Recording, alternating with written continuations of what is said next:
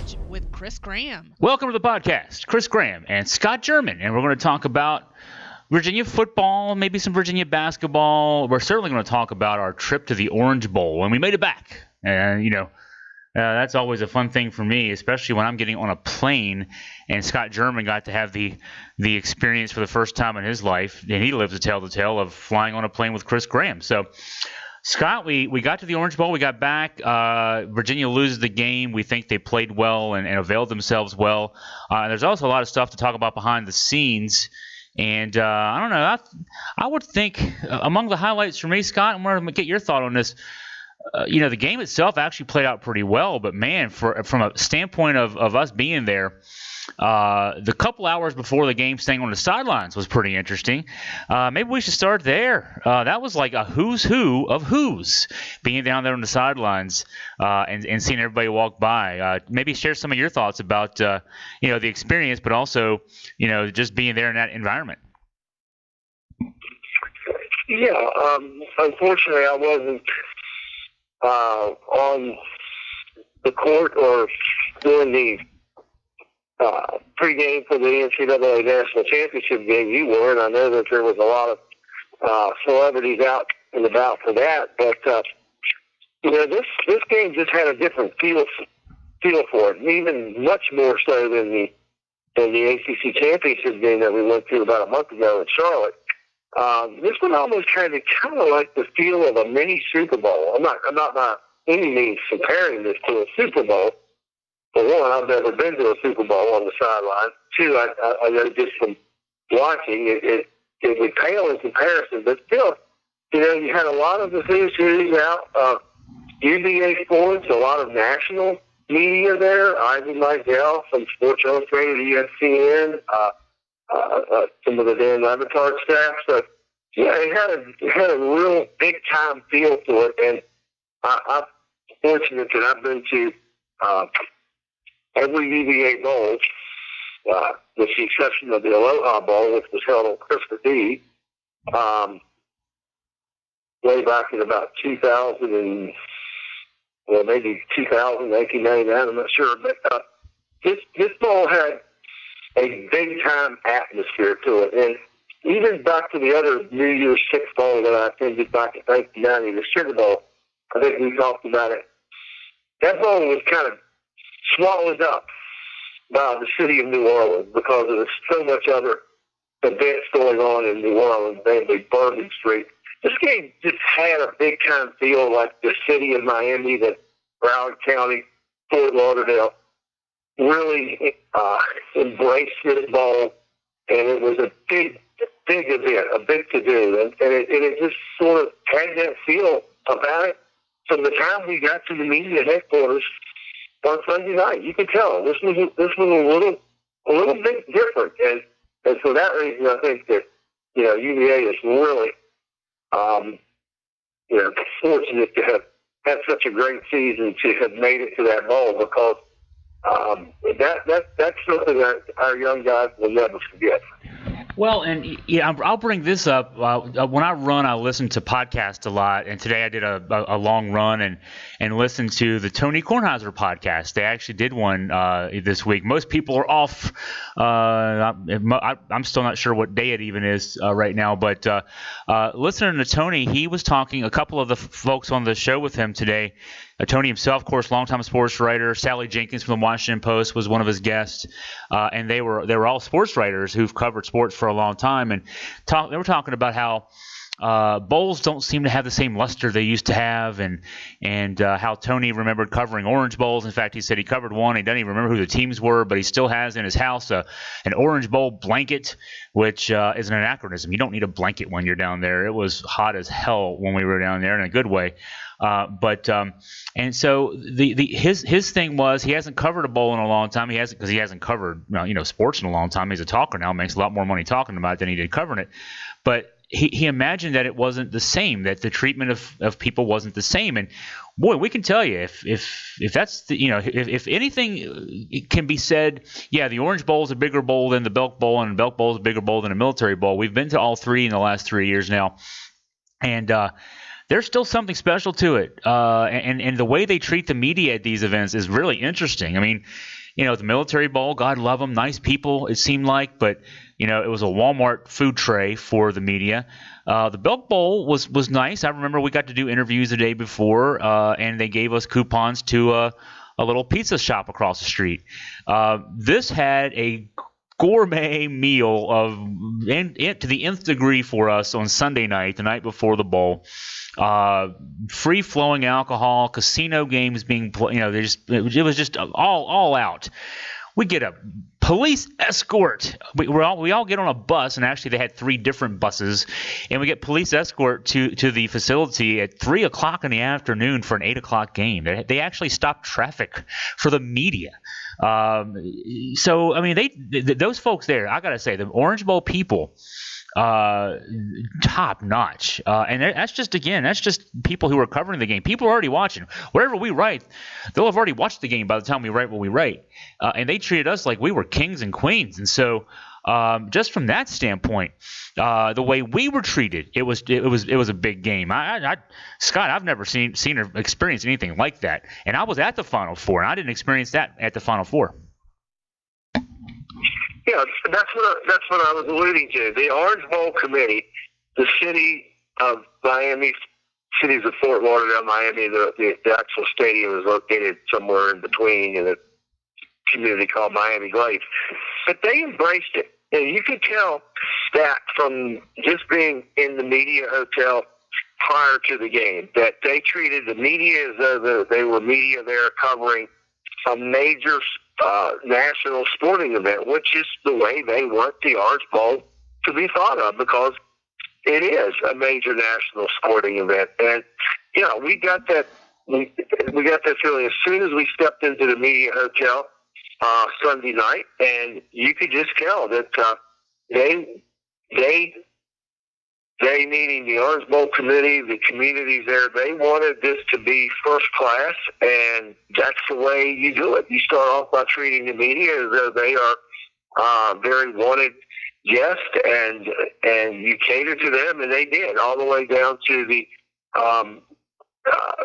police escort to and from to the stadium. At least didn't need one afterwards, because I think we were only vehicular traffic out on this turnpike, the interstates at 2 o'clock in the morning. But I'd say all told, it was a first class run event, and I'm looking forward to getting our survey that usually these bowls send out to kind of grade how they did. I'm looking forward to giving them some really, really high remarks.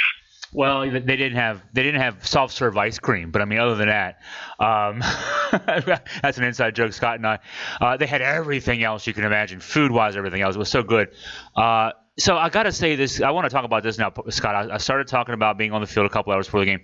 So our seat mate and our work mate and everything else, good friend Jerry Ratcliffe, sitting with us. And we all got there around 3:30 for the 8 o'clock kickoff. Scott recorded Jerry and I doing about a 10-minute pregame show. Jerry and I were on the field. It was a great thing to do. And then we're just kind of hanging out. And we decide, hey, let's head back down. Let's go see who's here. And so I'm going to tell a funny story on Jerry Ratcliffe. Jerry Ratcliffe, hanging out with Jerry Ratcliffe at a game like this is like hanging out with the Pope in Rome. He's got a receiving line. Everybody who's anybody in Virginia sports, Virginia whatever, administration, anything to do with UVA, they want to come and hang out with Jerry. Well, the thing is, Jerry is a really quiet, reserved, shy kind of person. So Scott and I are kind of everybody's coming up. Chris Long comes up, gives him a big hug. You got Terry Kirby, Tiki Barber. They're all there. They're just all acting like again, they're hanging out with the Pope.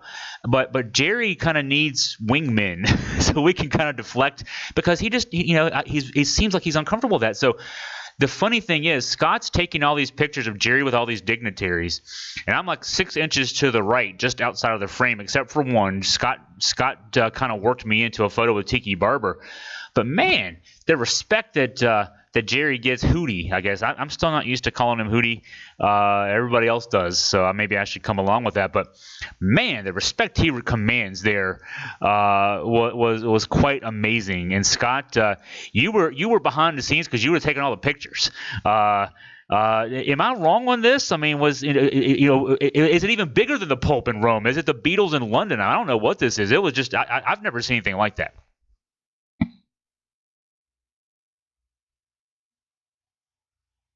I think I've wowed Scott. I think again, Scott. Scott, can you hear me? Yeah. Oh, yeah. Because I'm older than you, by default, I've known Jerry a lot longer than you. Never really, since we've been working with him, haven't ever really gotten to know Jerry as well as we've gotten to know Jerry the last year or so. I've always been friends with him, but just kind of from a distance. But I think I told you once we started working with Jerry a year or so ago that he's big. He's a big time guy that just happens to be humble. That just happens to love living in Charlottesville. It just happens to love covering the University of Virginia. Jerry is a very well-respected, long-time sports writer. He's not a sports writer that would ever throw anyone under the bus, that would ever stab someone in the back. He's fair, he's objective, whatever adjective you want to use. And other professional sports writers realize this, and he commands respect. I'll give you an example. Another national sports writer that I've idolized since I was a kid, getting Sports Illustrated in the mail on a weekly basis, Ivan Meisel, came up. They sort of bumped into one another in the press box, and it was Ivan Meisel that came over and said, "Hey, Jerry, how you doing? It's great to see you. I hear you're doing well." This was Ivan Meisel reaching out to Jerry, and that happens a lot. It happens to the Dick Vitales of the world, John Crawfords of the world. They know Jerry, and Jerry's humble enough to kind of either humble enough or he's not quite aware of who we are because he likes hanging out with us. Yeah. He hangs out with us, so that's awesome. That's where we're held in esteem. I thought it would be neat too to tell. What was I just thinking about talking about? The dichotomy between Scott and I in terms of when we're on the sidelines.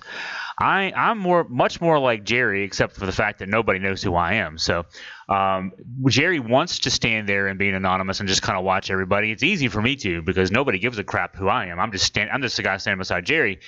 Scott, on the other hand, Scott German, my podcast co-host here today, he doesn't care. He just walks up to people and talks to them. And you had some good conversations, Scott. Talk to our listeners out there about some of the people you were able to run into. And again, for our listeners out there, Scott has never met a stranger, as that saying goes. And so Scott has some fun talking with some folks on the sidelines. Well, keep in mind that I've also had two careers. One was in marketing and sales. So being an introvert, that doesn't lend itself very well if you're an introvert. So I never have had a problem talking to people. I've had a problem of crossing over from talking to them to absolutely pestering them to death. So, but I did. I was able to have a nice conversation with the commissioner of the ACC, John Crawford, who I actually told a story about when I was 10 or 12 years old, writing to the ticket manager of the University of Virginia, asking about how much tickets would cost to a particular UVA North Carolina basketball game that was coming up in a week or so. And the ticket manager actually sending me 2 tickets in the mail saying they were compliments of the UVA ticket manager who happened to be John Swofford. Uh-huh. And I made the point to tell Commissioner Swofford that, and he was so, you would have thought I was just, giving him the most unbelievable comment he'd ever had in his life. He looked very humbled by that. He even told his wife was with him. He even leaned over and told her the story I just told him. Uh-huh. And it kind of made me glad because I walked up to him with all the intent to tell him how disappointed I was in the inaugural year of the ACC network. It was almost out of my mouth, and I guess the better half of my conscience said, no, this is not the time for that. Don't bust this thing's bubble. Tell him something nice, and I did, and I'm glad I did, because that probably would not have been the time to do that. No, we invited you to press credential hanging around my neck, too. So, and then talking with Ivan Mizell about knowing a friend of his, Hubert Mizell, who was a longtime sports editor of the Tampa Tribune. Young relationship, by the way. And he was very complimentary of that. Surprised that I knew Hubert. And, yeah, it was just fun to be around. We talked to Tiki a little bit, talked to Chris Long a little bit. Yeah, it was just a great experience. So I'll say, too, Jerry always refers to Scott when he's talking to me. He says, where's Scotty? So a couple times Jerry would look at me because Scott's just literally talking to everybody, taking pictures as much as possible, and Jerry and I are just trying to stand off in the corner and hope that nobody notices us. And it's easy for me to do that, and it's hard for Jerry to do that. But one time we hadn't seen Scott in about 5 minutes. I was starting to get a little worried. And so Jerry says, where's Scotty? Where do you think Scotty is right now? And the UVA marching band was actually out on the field at this moment playing whatever song they were playing at that minute. And I said, I'm afraid he might be out there with one of those drumsticks, and he's probably leading the band right now with one hand and taking photos with the other. I mean, that's what Scott does. Scott has a great time. He would. One thing that struck me is that you found this out, Scott.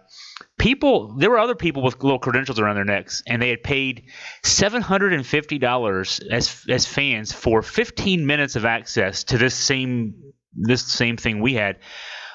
We were out there for a couple hours. I think I figured out that would have cost us about $6,000. So if you want to put a price on that experience that we got to have before the game, that's what that price would be. You got a different feel. Even though we went back up, of course, when the game started. It was a big Florida crowd. It was probably 95% Florida crowd. There were a few thousand Virginia fans there. They tried to be as loud as they could be. Very hot. Scott, you had told me, and I want you to tell this story. Scott had been prepping me for how hot it would be in Miami at night in December. You said this was only the second hottest night you spent in Miami in December. Tell us about you covered a bowl game about 20 years ago that was somehow even warmer than the Orange Bowl night a couple nights ago. Yeah, it was the 1999 that colossal Micron PC Bowl that was played right there, which at the time was Joe Robbie Stadium, or Joe Roby Stadium, I'm not sure. Yeah, it was a game against Illinois, and it was probably the temperature was a little warmer, but the humidity was significantly higher than it was, if you can believe it, higher than it was Monday night. And I told you, I warned you that it was going to be a very hot night down on the field, and sure enough, it was. I think both of us were pretty well spent when that game hit. By the time we had to go back up to our seats, that was pretty hot night, and that's just the way it is in South Florida. The humidity is generally always high, and actually was not as bad as it was 20 years ago when we were on the field. So, that's another thing that you got to really tip your hat to our players. They held up in that. And I think Florida players were just as affected by that humidity as our guys. So, that, I think, is a clear indication of where Bronco Mendenhall is taking this program, because we're done with beating up the prior head coach.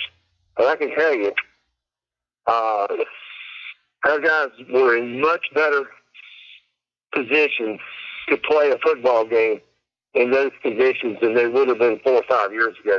Don't you agree with that? Oh, yeah, I was thinking you talked about how our guys held up as well as their guys did.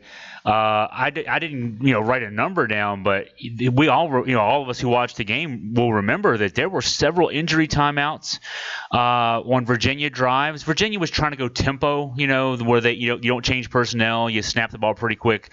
To take advantage of matchups, and the Florida strategy to that seemed to be to have guys go down with calf injuries or whatever else, basically muscle spasms.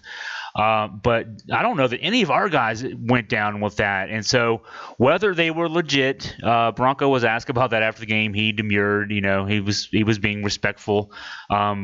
So let's accept that those Florida kids who went down with muscle strains were doing so legitimately.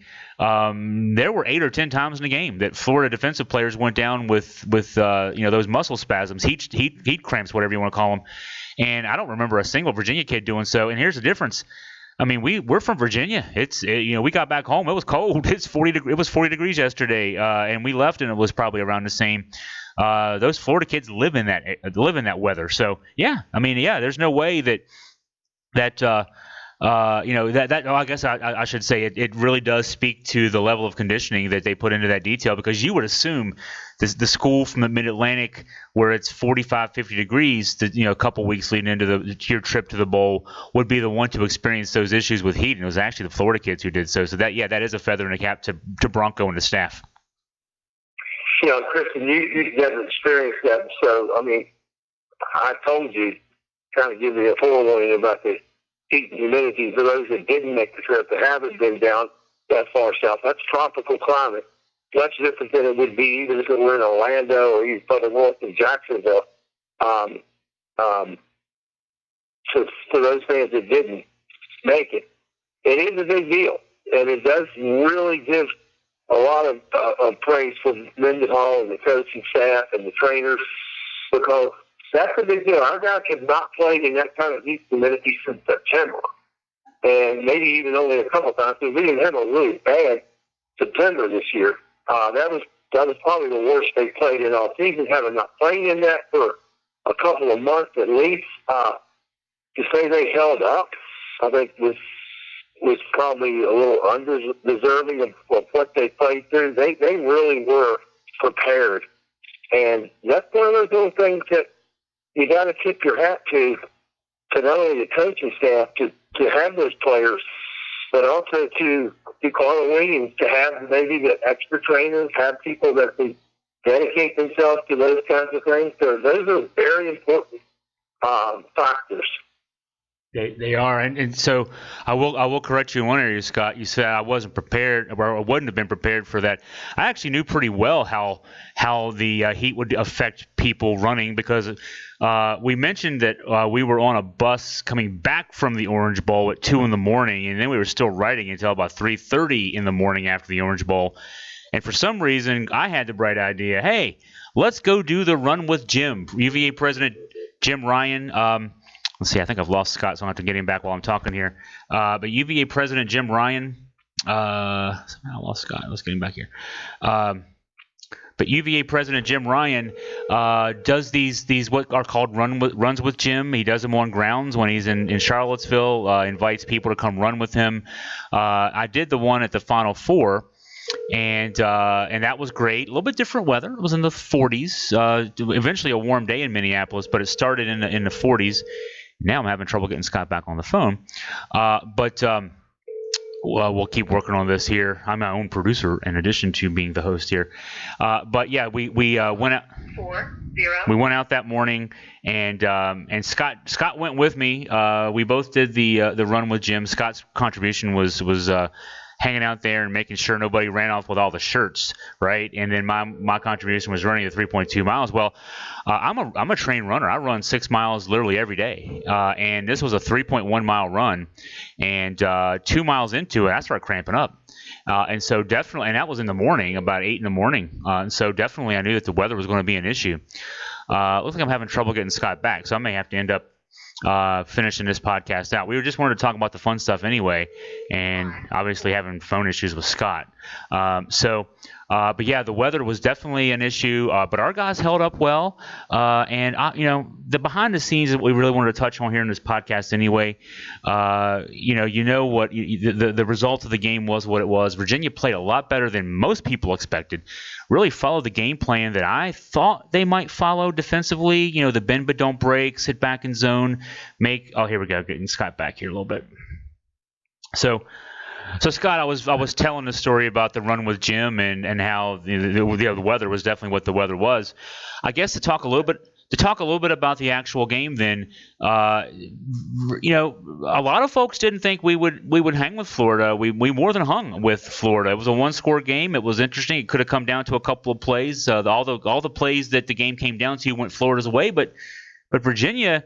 I mean, I know we all hate talking about moral victories, but this was, Virginia did, except for winning the game, they did what they needed to do.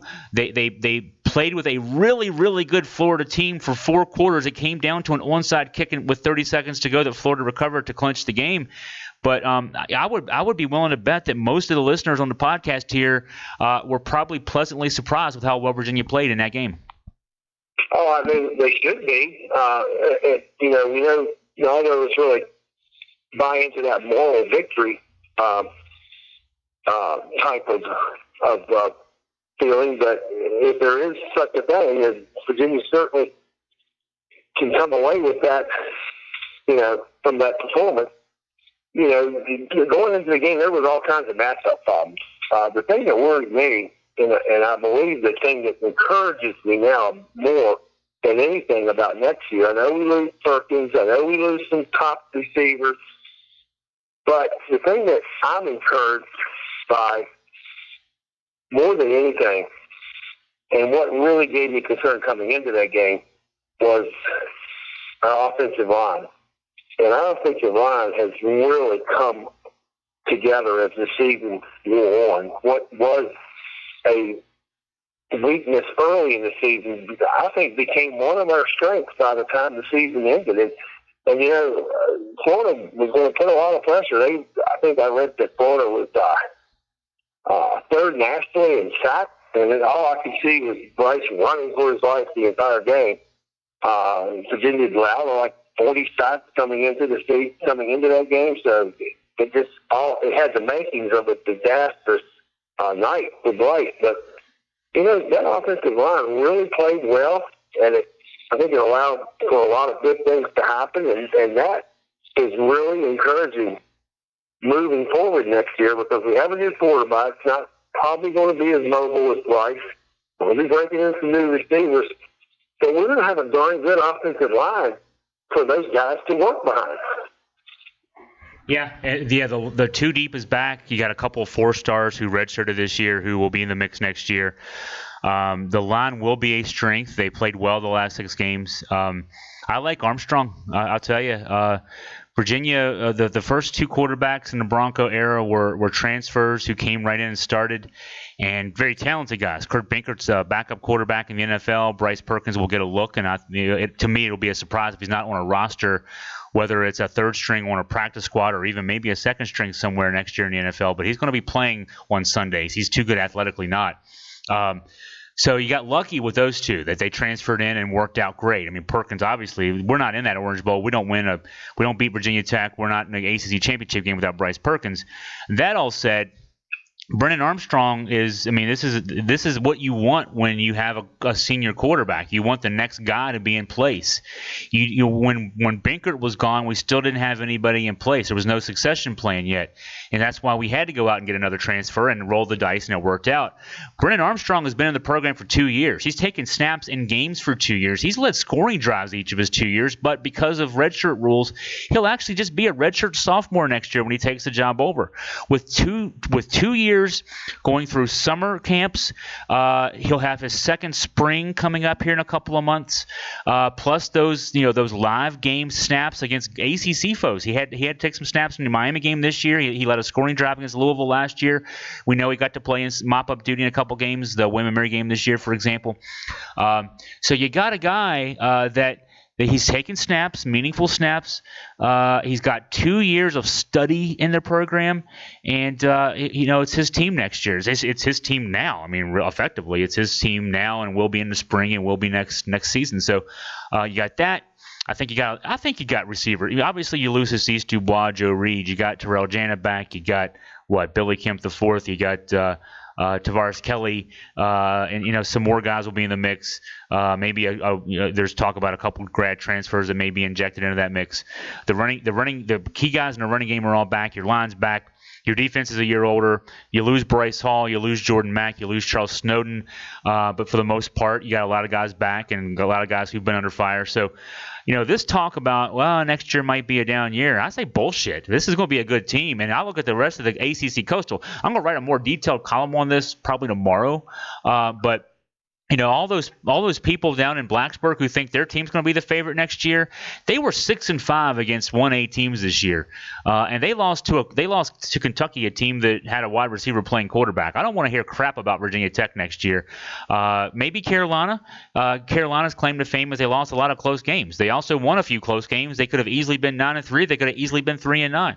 I think Virginia's as good as anybody going into next year, and we may be heading back to another Orange Bowl in about a year. So I actually feel pretty good about Virginia football going into next year, and I'm not buying into any of this BS that we better be expecting a down year.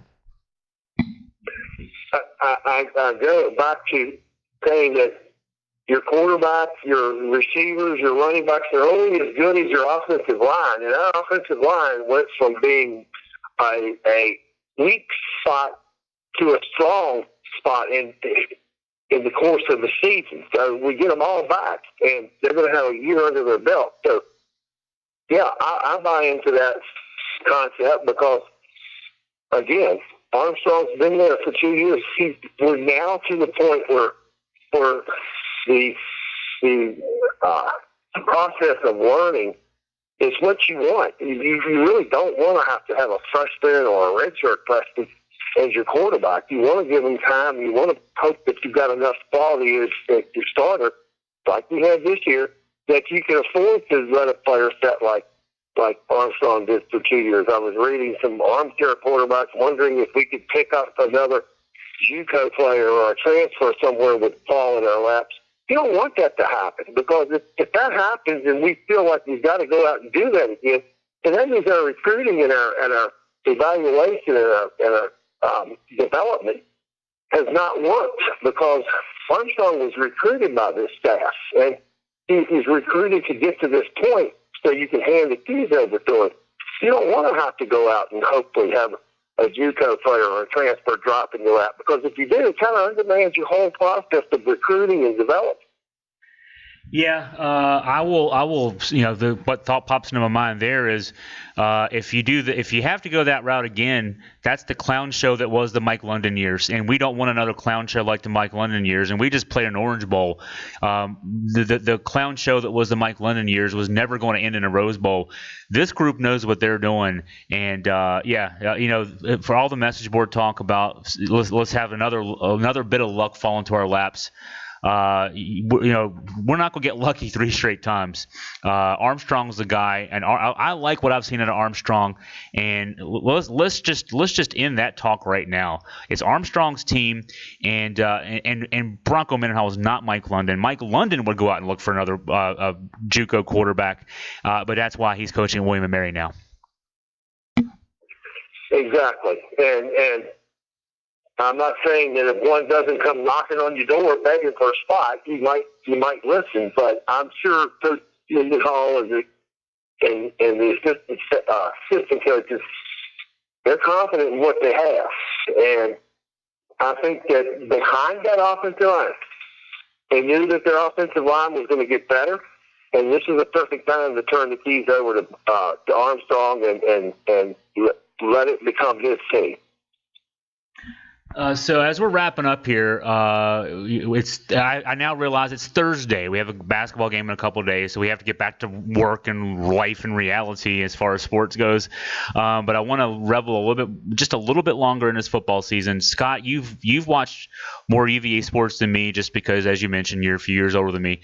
For me, I know there was a 10-win season back in '89. We were number one in the country for 3 weeks, 1990. That was my first year as a student at UVA. I've been following UVA sports since I was in second grade, but I actually got to be on the field literally for after the Clemson game. The first game I attended as a student was the first win over Clemson in program history. So my history goes back a little bit. But to me, even though it's a 9-5 finish and you lose your last two games, this feels like to me the most successful season in UVA history. You've got more longevity with this, maybe more perspective and more reasonable perspective than I've got. So I'm laying that out there. To me, the most successful season in UVA history. What are your thoughts? I think it was. I think you have to be. You have to lean that way. Certainly the most satisfying, and I really do believe most successful. And here's why: because.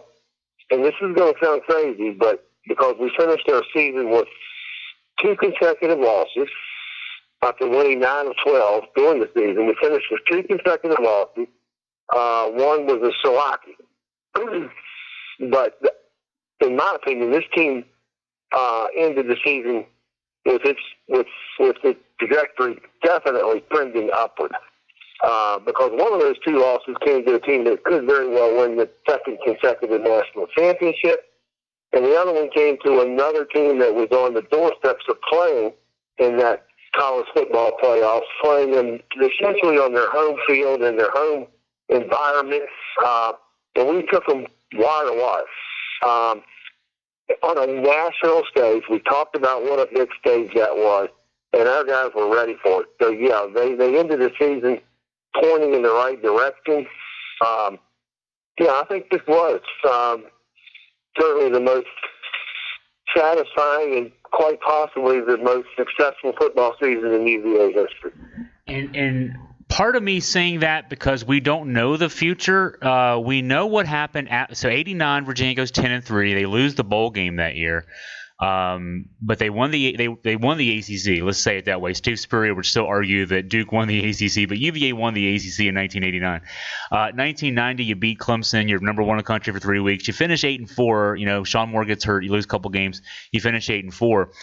But we didn't ride that to anything after that. There was the '95 team that tied for the ACC championship, went 9-4, had those last-second losses at Michigan, at Texas. Should have won 11 games, obviously, but and then the '98 team, Georgia's last really good team, started 5-0, was number 5 or 6 in the country, 7-1 at one point before finishing 9-3. So I'm giving you a lot of history there, but I guess the point being, the '89 and '90 teams that were so good, we didn't follow that back up with that same level of success. They were good. Georgia's teams were good thereafter, but they never got back to that level of greatness. We've tasted greatness this year, and so. That's next year's important. The year after is important because we've been once in this place. 30 years ago, literally 30 years ago, we were on the precipice of becoming a national power. We flirted with it very briefly, and we never got there. Now we have a chance to do it again, and so. I really feel like, obviously, the blowout loss in Charlotte to Clemson. If we'd have followed it up with another blowout loss, yeah, okay, you're still 9-5. A loss is a loss, but people would be saying, and I think we'd be saying, well, maybe we didn't deserve to be on that stage. That Florida team's pretty good. We played with them, made them earn it, and we got Georgia. First game is Georgia on Labor Day night. Let's go out and surprise the world. Surprise the world there. Next year's team might be looking even further than an Orange Bowl, perhaps. But work to get there. So I guess maybe I'm looking at potential and hoping that history does not repeat itself from 30 years ago, and that Bronco and his group actually take this and build even more on it, and I think they will. I agree. I don't think there's going to be a step back. I really believe that the progression is going to continue. I think the mindset now with the players, we talked about how the players just look differently. And winning is contagious, and positive attitudes are contagious. And this team seems to really have completely bought into Bronco's system, and I don't anticipate a step back next year whatsoever. So let's leave it on that note. A very positive note. We feel great about the program. Of course, Scott and I will be turning our attention back to basketball Saturday. Virginia hosts Virginia Tech. It feels like it should be the ACC opener, but we're already 2-0 in the ACC. That's even better. Hey, we're starting the ACC season 2-0. It's kind of like they gave you some trump cards there to start with. But Virginia Tech's in town. Scott and I will be there, 2 o'clock tip-off. Of course, I've already got a couple of previews up on the website now. Scott and I will, of course, join you after the game. We'll break it down on Facebook Live. We'll have all kinds of columns and coverage after the game, Virginia Tech. But still reveling a little bit in this Orange Bowl-ness that we just had. So thanks for joining us here on the podcast. Thanks to Scott German. Thanks to you for listening. And we will talk to you again soon. Wahoo-wah.